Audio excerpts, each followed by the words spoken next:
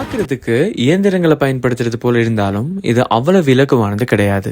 அப்படி இருந்தும் தனியாக இருந்து கடினமாக உழைத்து இதை சாத்தியப்படுத்தியிருக்காங்க காயத்ரி.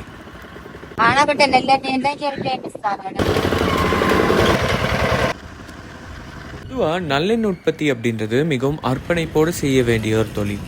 அப்படியான இந்த தொழிலை சுமார் 15 வருடங்களுக்கு மேல் தனியாக இருந்து நடத்தி வராங்க காயத்ரி. நாங்க சத்தி வேற அந்த காலத்துல இருந்த வழியா அது இப்ப நான் மேரி பண்ணி வந்த வழியா இவங்க செக்கு எழுப்பிய பழகி இப்ப நான் பயணிங் பேச முடியல பழகி இல்லாததுல நாங்கெல்லாம் நாட்டை செக்கு பழகினா எங்களுக்கு நெல்ல எங்களுக்கு 2 காலம் போட்டாலும் சாப்பாடுக்கு பேர் எல்லா சம்பளம் கொடுக்க இயலாது. இப்ப நாங்களாம் நின்றால் எங்களுக்கு அதுல ஒரு பெரிய யோசனை மட்டுமே.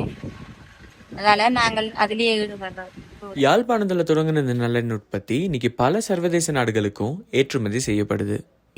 வெளிநாட்டுக்காரர் அப்படியே நாங்கள் வந்துட்டு எடுத்துக்கொண்டு காயத்ரி இன்னைக்கு அவங்க தொழிலில் முன்னேறி இருக்கிறது மட்டும் இல்லாமல் அவங்க உடல் ரீதியாகவும் மன ரீதியாகவும் இருக்க தைரியத்தினால இன்னைக்கு பலருக்கும் ஒரு உதாரணமாக இருக்கிறாங்க.